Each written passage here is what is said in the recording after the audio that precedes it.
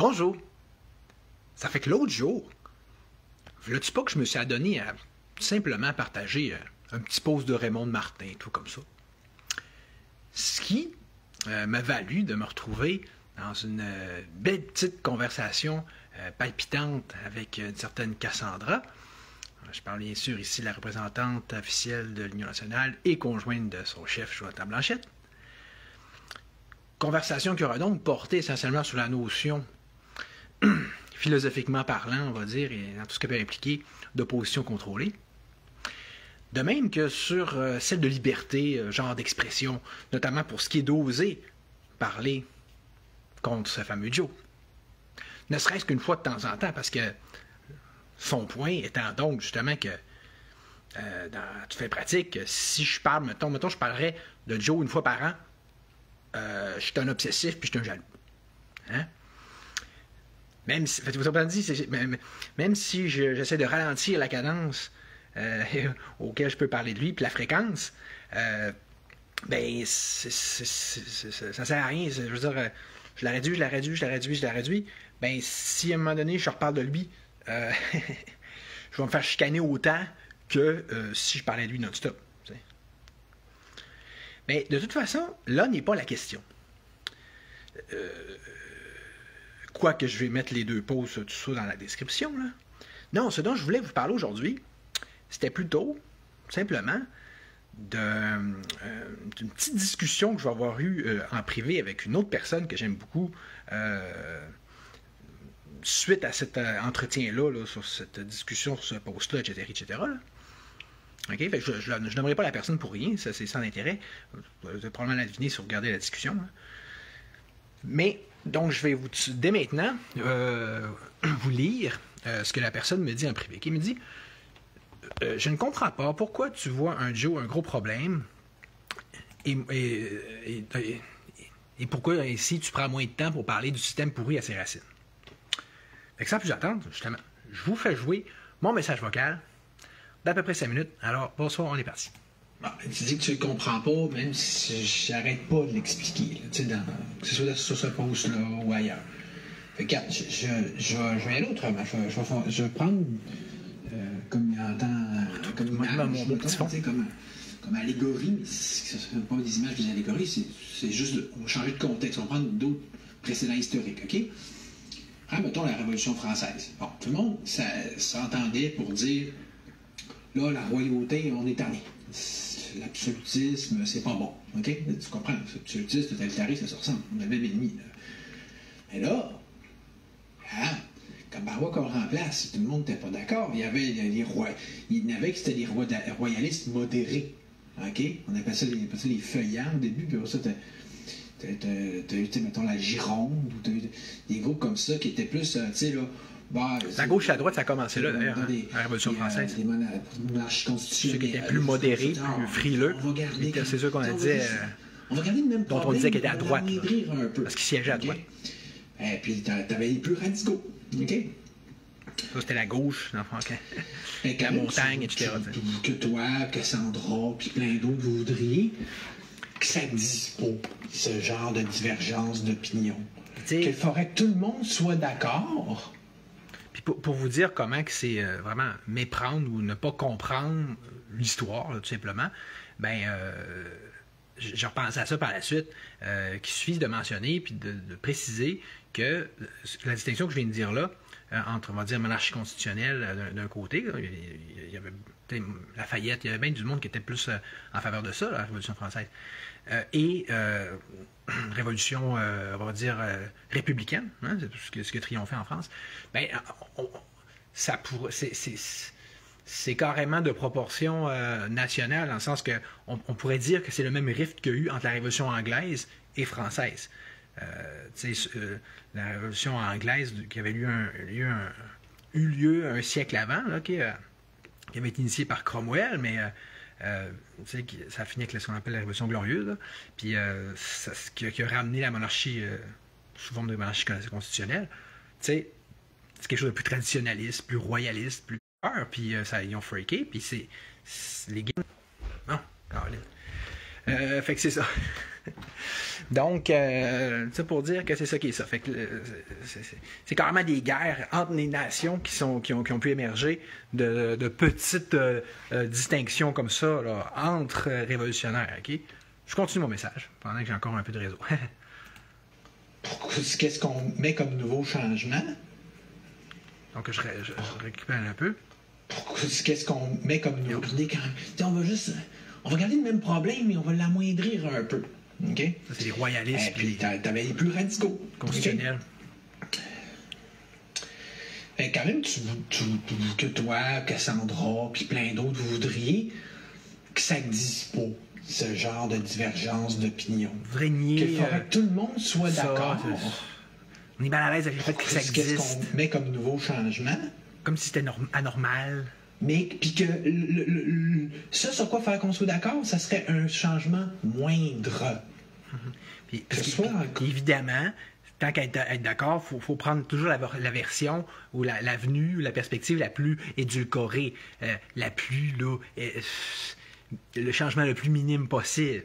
C'est ça au Québec, là, tout particulièrement. Tu sais, déjà, là, qu'il y ait une différence, une distinction, une divergence d'opinion, on n'est pas trop à l'aise avec ça. Donc, on prend le plus mou, le plus, je veux dire, délayé là, des choix possibles. On va prendre, entre les deux coupes de vin, on va prendre celle-là qui a vraiment le plus d'eau dedans, là, que c'est le plus délavé, puis qui n'a aucun vrai changement. Hein? C'est sûr, on est au Québec. T'sais. Cas de Joe, ou dans le cas justement, là, des faillants et des monarchistes, là, au niveau de la Révolution française. Tant qu'avoir un choix, on en a moins bon, c'est sûr. C'est exactement ça. C'est dire, non, là, on va peut-être d'accord, puis ça va être en fait le moins gros changement possible. Mais ça, c'est ça depuis tout le temps au Québec. Joe, en ce sens-là, ne change absolument rien. Là, tout le monde, fermez vos gueules, parce que le changement qu'on va proposer, dans le fond, c'est un micro-changement, un simili-changement faux qui, au final, n'en sera pas un. Même qu'on va augmenter le problème. Chris. Regarde, on récapitule. François Legault a repris un parti qui était quand même pas pire, là, qui était la DQ de Mario Dumont. Là, il a dit, moi, je vais faire ça, je vais faire rentrer là, la DQ. Il a perverti la DQ. Il l'a réduire l'État. Délayé. Parce que on a compris, nous, à la full DQ, eau dans ce vin. Un vrai parti de droit, puis ring de l'eau. On a compris que c'est ça le problème. Fait on va lui donner de la force pour rentrer en s'unissant justement avec d'autres péquistes, avec des ex-péquistes puis des fédéralistes. Bon. OK. Je sais pas si vous comprenez le principe. Tu as toujours le choix entre plus de contenu de radicalisme, de réel changement, ou, salut étoile, un parti qui va rentrer. Mais si tu veux qu'il rentre, là, il faut que tu fasses du nivellement par le bas. Il faut que tu enlèves, je veux dire, que tu mettes de full d'eau dans ton vin, que tu délayes ta proposition, que j'avais dit... Mettons que ça, tu as ça de concentré, tu vas le mettre dans ça de liquide, tu sais. Fait que prendre le pouvoir, c'est ça, là. Ça veut dire essayer de faire plaisir à tout le monde, donc arriver avec rien au final, parce que les gens en général, et les Québécois en particulier, ont peur du changement. OK? Fait que c'est ça qu'il va falloir changer à un moment donné, en passant. Finalement, qu'est-ce qu'il a fait? Il a augmenté le taux. Ça, c'est Legault, je parle. Ce que tu lui reproché. Duhem. Donc, on récapitule. Legault, il a pris la DQ, qui était un parti quand même de droite réel, qui voulait réduire l'État pour vrai. Legault, il a dit, ben là, hein, pour pouvoir rentrer au pouvoir, on va diluer nos propositions. Fait qu'on va aller chercher plein de péquistes et fédéralistes. Fait le seul point commun, le type d'animateur commun qu'on peut trouver là-dedans, c'est faire un gros strict minimum, genre faire presque rien. En plus, si on veut rentrer au pouvoir, donc il ne faut pas faire appel aux Québécois. Fait qu'il en a fait la CAQ qui, finalement, non seulement pas réduit l'État, mais l'a augmenté. Hein? Est-ce qu'il ferait mieux, lui, que la François Legault au pouvoir? Probablement. Duhem, est-ce qu'il ferait mieux, lui, que la François Legault au pouvoir? Probablement. Lui, au moins, je pense qu'il le réduirait un petit peu. Tu sais, mettons, on va enlever la pointe de l'iceberg. Ça serait ça, tu es. Wow! Encore du simili-changement. Encore du... on fait quoi, on a changé, mais... Hey. Donc, tu sais, mettons que l'État, c'est un éléphant, OK? Tu sais, le go, il va l'avoir augmenté un peu. Le Duhem, il va réduire un peu, il va mettre un peu l'éléphant au régime. Youpi! Big deal, là, tu sais. 30 sous pour une pièce, tu comprends? C'est comme... tu sais, mettons, le go, il prend l'État, on va l'augmenter de tant de pourcents. Là, Duhem va dire, on va les réduire de tant de pourcents. On fait juste niaiser, là. On fait juste un petit peu plus, un petit peu moins, OK? Blanchette, lui, si on va augmenter l'État, il est pas dans le game. En fond, il dit qu'il va faire comme Legault. Donc, tu sais, Blanchette, je parle évidemment de Jonathan et non pas de François Blanchette. Fait que, tu sais, là, lui, pour vrai, là, juste sans jugement, il se rapproche plus de gens comme le PQ, QS, OK, des vrais partis de gauche qui disent, ben oui, on augmente l'État, on va acheter des nouveaux services, des nouveaux nananes à donner à telle strate de la population. Il joue exactement... à fond, c'est comme un Legault, mais qui s'en cache même pas. Il essaie même pas de faire à croire qu'il va diminuer l'État, tu sais. Il fait juste dire, l'État est corrompu, moi, je vais être la solution. Comme Legault faisait. On revient vraiment, non seulement 4, mais 8 ans en arrière avec Joe Blanchette, là. Puis, alors que Duhem, au moins, il prétend que lui, il va essayer de faire, il ferait comme Legault, lui, il aurait fallu qu'il fasse le 8 ans. Pas fort, là. On n'est pas dans des grosses affaires, là, entre ces deux-là, dans ces deux propositions-là à date, là. Comme Legault a fait. Sans même prétendre, comme Legault a pu faire. À fond, c'est est-ce qu'on imite le Legault? Les deux, ils veulent imiter le Legault de 8 ans. Il y en a un qui veut l'imiter littéralement, complètement. Ça, c'est chez Joe Blanchette. Genre, on va augmenter l'État. Sans même prétendre qu'est-ce que Legault présentait à l'époque, de le réduire. Puis l'autre qui est Duhem, de dire, ben, on va faire qu'est-ce qu'il aurait fallu que Legault y fasse, le 8 ans. Là, réduire un peu l'État, comme si c'était encore le temps de ça, des demi-mesures de même.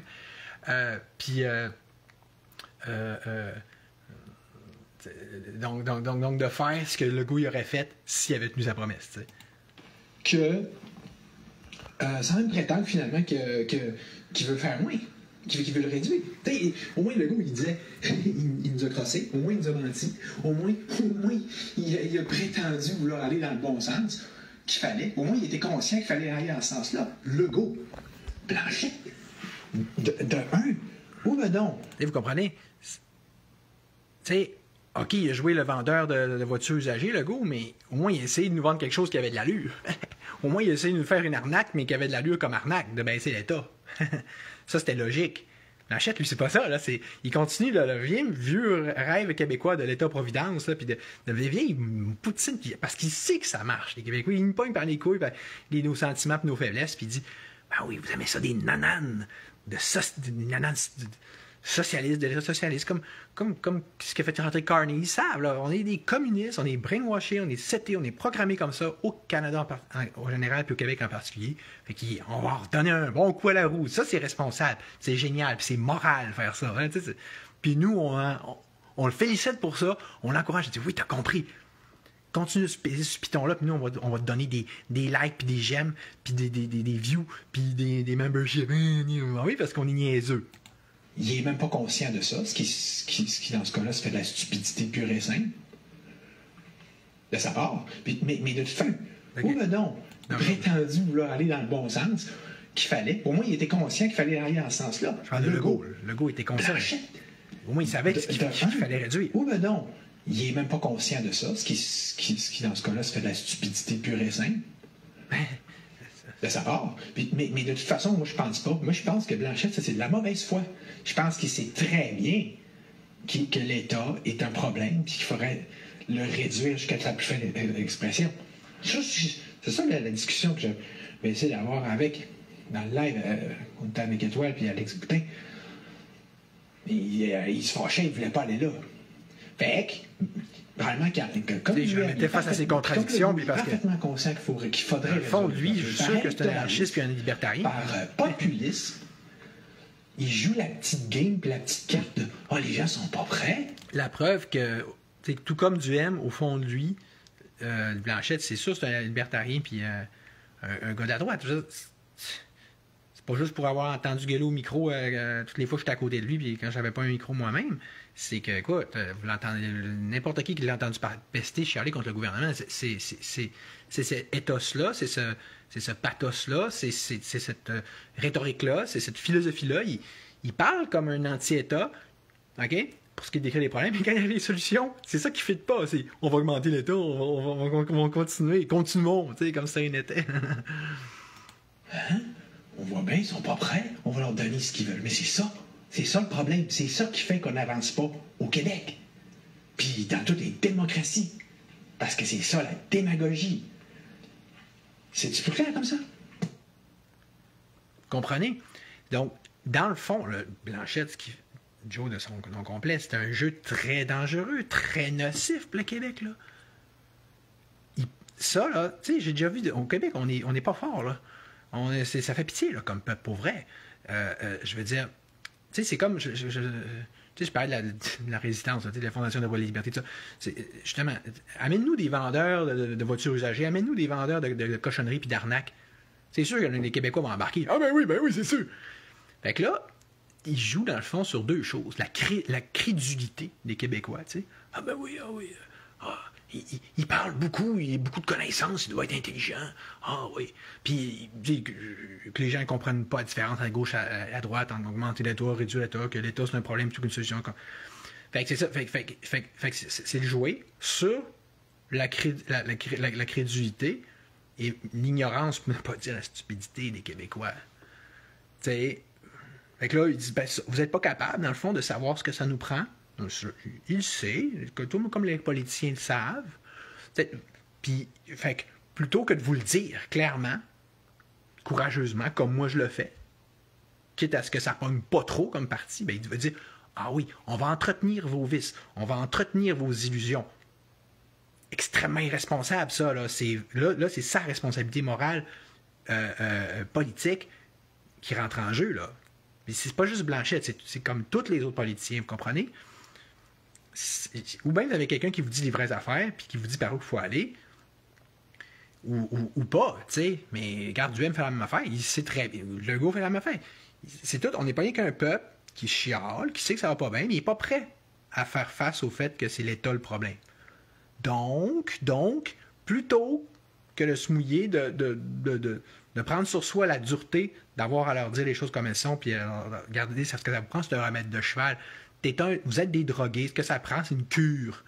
Ben, à la place de ça, non, on va baisser un peu ta dose de drogue, puis tu sais,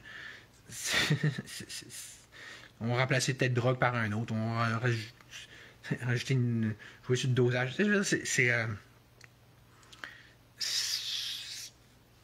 Ben, c'est ça. Fait que là, on entretient le problème, puis on entretient l'illusion qu'on avance. Tu sais, c'est de berner les gens, de les prendre pour des cons, puis de prouver aux ainsi qu'ils sont cons. Désolé, c'est plate comme live puis comme constat, mais c'est ça. Puis tout ça, alors qu'aux États-Unis, ils font un dodge, là. Ils réduisent l'État drastiquement. Puis là, le monde, là, pas plus capable de catcher ça. Nous, au Québec en général, puis dans la résistance en particulier, là, ça fera pas. Hein, dans le fond, il faut réduire l'État. Hein, on va le faire aussi. Non. Ils vont dire Trump, Dieu le sauveur. Dis, ça, il y a des chrétiens là-dedans. Si vous êtes des chrétiens, il faudrait être plus des chrétiens puis un peu moins des crétins. Puis, tu sais, allez lire la Bible, là, puis notamment ce passage-là où Jésus, à un moment donné, il dit arrêtez de tendre les bras vers moi en disant Seigneur. À la place de ça, appliquez ce que je vous dis, faites ce que je vous dis. Si Trump, là je parle aux Trumpistes, il est tellement votre sauveur, ben écoutez, je change de sujet, je fais du coq à l'âne, mais oui, c'est le même principe. Ben écoutez, l'idée, c'est pas de dire viens vers nous, puis applique à notre place des changements qu'on n'est pas capable de faire nous-mêmes. Êtes-vous capable d'analyser, de regarder ce qu'il fait, puis rationnellement, puis après ça, vous dire qu'est-ce qui fait qu'il est si hot que ça dans ce qu'il fait? Qu'est-ce qui fait que c'est hot ce qu'il fait? Si c'est de réduire l'État, mais Christy, c'est pas compliqué. On se le met dans le ciboulot, puis après ça, on le fait. c'est... Fait que, tu sais,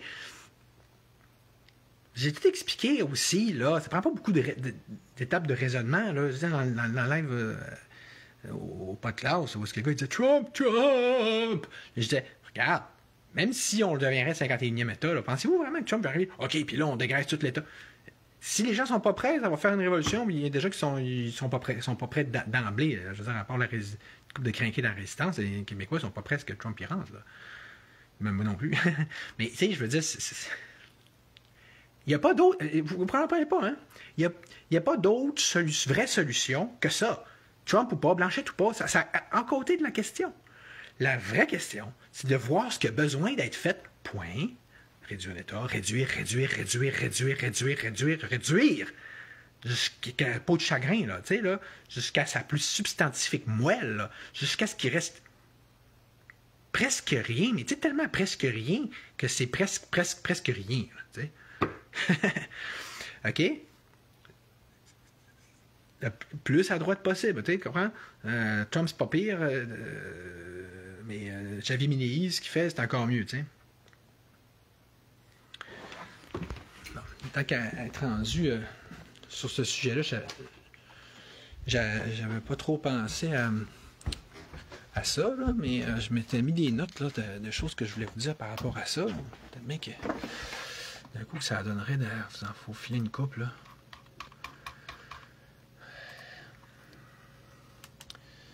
Tu sais, c'est ça. Bon, je prends une autre donner une note que j'ai mis là. Tu sais, là, dans le moment, ce que je vois, je continue avec le sujet de Trump, on va passer de Blanchette à Trump. Vous êtes content? On change le mal de place. Fait que, tu sais, c'est comme de dire ça va pas bien, hein, ça va pas bien au Québec et au Canada, on s'entend. Donc, solution, on se vend aux voisins. Il n'y a pas d'autre. Ça c'est pas on va se prendre en main, c'est pas on est capable de faire quelque chose, nous, ici, là, c'est on va se donner au plus offrant. Voyez-vous le raisonnement sous-jacent? On est des incapables, on n'est rien capable de faire. Puis, récemment, il y avait quelqu'un que j'aime bien, là, puis il me dit ce pays-là, il m'a jamais rien fait, il m'a jamais fait de bon, tu sais. Tous les peuples inférieurs, les peuples qui ont été soumis, ils se sont dit ça. Ils se sont dit, ben, regardez, ils sont pas capables de se prendre en main, donc on va se laisser conquérir par un autre. Tu sais, je pense, en tout cas, je ne donnerai pas de nom, ça va être insultant là, pour les autres peuples concernés, mais c'est comme, en plus, il n'y a comme pas de mea culpa là-dedans, il n'y a pas aucun sens de responsabilité, il n'y a personne qui assume ses torts, il y a personne qui se dit, si on est mal géré, c'est parce qu'on se gère mal. Non, c'est toujours la faute d'une élite, du bon Dieu, tu l'as mis là, on ne sait pas trop où, puis on ne sait pas trop comment, tu sais. Bon. Pire que ça, encore, grâce à ce fameux Trump, puis surtout aux Trumpistes, là, on va faire le lien avec mon autre live où est-ce que je parlais de QAnon et compagnie, puis que Vincent Parisé, puis tout ça, c'est comme « Ah, youpi, QAnon, c'est un psy-up, c'est une programmation. Hey, on a des nouveaux programmateurs, on a une programmation qui est un peu meilleure. » C'est non seulement pas mieux que de dire « Ah, on change de parti socialiste, on change de parti matriciel un pour un autre. » Non, c'est encore pire. Les autres sont conscients de se faire brainwasher par un psy-up. Puis, non seulement ça ne les dérange pas, mais ils vont jusqu'à assumer de dire « Bon, on va troquer un psy-up pour un autre. » C'est vraiment choisir son brainwasher et son programmateur. Ben, je vais mettre un peu de... OK. Fait que, tu sais, c'est... une autre note que j'avais mis par rapport à ça, c'est comme de ramener, de réadmettre, de relégitimiser le syndrome de Stockholm. Tu sais, d'aimer nos agresseurs. Tu sais, c'est comme un chien là, qui aime son maître. Là, tu sais, c'est comme... C'est vraiment ça, les Trumpistes. Là, c'est... ils savent qu'ils se font manipuler, puis qu'ils se font mentir. Ils savent que ces gens-là, Trump, ils savent que dans la société secrète, ils savent que c'est des bloodlines qui se pensent supérieurs à cause de leur sang. T'sais, on revient au Moyen-Âge, littéralement, les petits paysans qui disent ben oui, on se fait mener par des nobles parce qu'ils sont meilleurs que nous. Puis... C'est ce que tu disais, Mylène. Fait que c'est ça. Donc là, vous comprenez pourquoi est-ce que je fais ce que je fais, là. Vous comprenez pas des choses de base, là, vraiment. Quand je parle de syndrome de Stockholm, ça veut dire, tu sais, si on fait le lien avec l'anarchisme, là, le volontarisme, le libertarisme, OK? C'est que vous comprenez pas la racine du mal. Tu sais, on est dans une... Visualisez l'exemple d'un sadomaso, OK? Master and slave, là, tu sais. Eux autres, c'est ça, un sadomaso, ils vont triper là-dedans sexuellement parlant. Mais là, pour vrai, pas juste au Québec, mais mondialement parlant, c'est la même affaire. On est les slaves, là, tu sais, là, genre un peuple là, tout habillé en cuir, là, puis à quatre pattes, là, puis qui se fait battre, là, puis ah oui, c'est notre master, puis on aime ça. OK? C'est ça le principe d'autorité, OK? Puis d'étatisme, là. Je veux dire, tant que vous légitimez ça, que vous êtes d'accord avec ça, puis bon, on change c'est qui nous, on est toujours les masos, mais on fait juste changer c'est qui le sado en haut. Mais c'est pas... on règle pas trop le problème, là, tu sais. Au contraire, ce que je vois, ce que j'observe, un des effets les plus néfastes du Trumpisme, c'est vraiment préoccupant, là. Je vois de plus en plus de gens qui se mettent à penser comme des Illuminati. Vraiment, il y a une... ça fait comme démocratiser, puis faire accepter, puis amener une acceptabilité à la mentalité Illuminati. Exemple, récemment, sur un post, quelqu'un me disait « Ah oui, c'est correct de descendre dans le fond, diminuer la population de façon drastique, genre à 500 millions, comme sur les pierres du Georgia Guidestones. » Mais vous voyez, non seulement Trump, là, je veux dire, on voit qu'il... C'est pas juste qu'il fait partie de la même gang qui ont le même plan, mais c'est que leurs partisans, eux-mêmes, finissent par le comprendre et l'admettre et souscrire à ça. Puis ça rend ça, pour eux autres, disable là, à haute voix. Puis ça en fait... Vous voyez comment c'est pervers? Ça fait comme rendre ça mainstream, là. Je prends Maxime Ouimet, je vais mettre le post que j'avais fait à cet effet-là.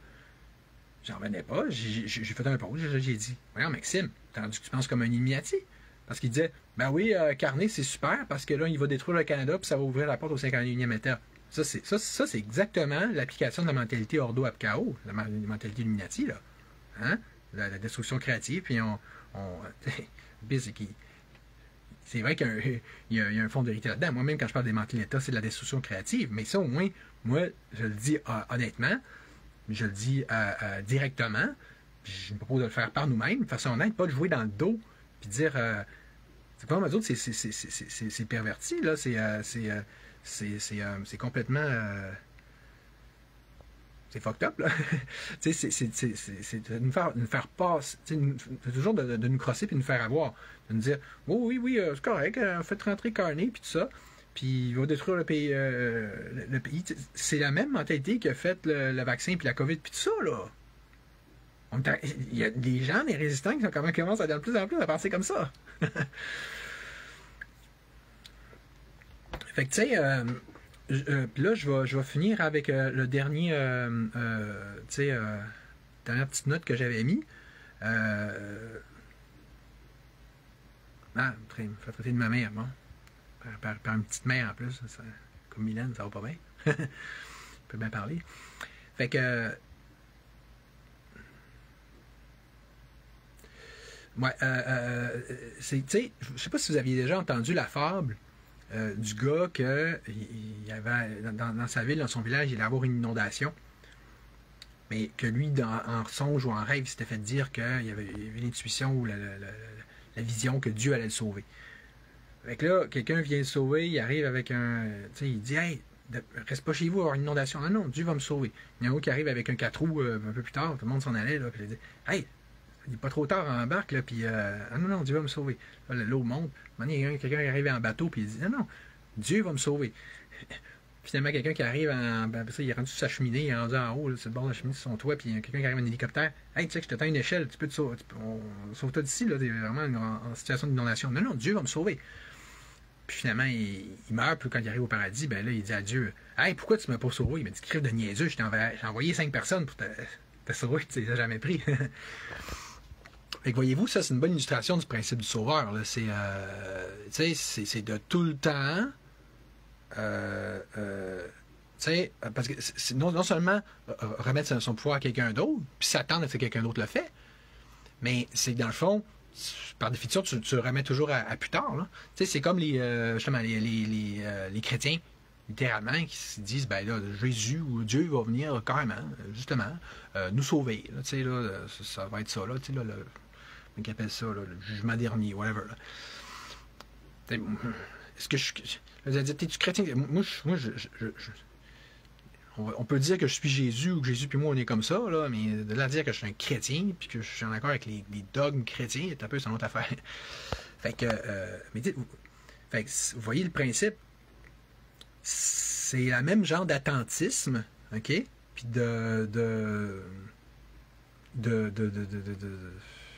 pas de je m'en foutisme, là, mais ça revient à rien faire, ok, ça revient à juste la position d'attentiste, par définition, revient à rien faire. Fait que, à un point que c'est une excellente chose à instrumentaliser, et c'est justement ce qu'ils font. Ils disent, non, quelqu'un va te sauver. Ça, c'est la définition du Trumpisme. Vous voyez, le Trumpisme ou le christianisme, pour ce qui est de la mentalité d'avènement du Christ, là, du second retour de Jésus, puis ça, c'est du pareil au même, là. Faites rien, asseyez-vous, tout va bien se passer. Pendant ce temps-là, l'eau monte, tu sais. Mais tous les autres faux sauveurs, par définition, ça revient à ça aussi. Asseyez-vous, restez tranquille, Jonathan Blanchette va vous sauver. Mais je viens de démontrer que c'est pas ça. Mais non, c'est pas ça. Je ne peux pas augmenter l'État, faire autre chose qu'augmenter nos problèmes. Même chose pour Éric Duhem, OK? Bon, j'espère que ce soit un petit peu plus clair, là. Salut!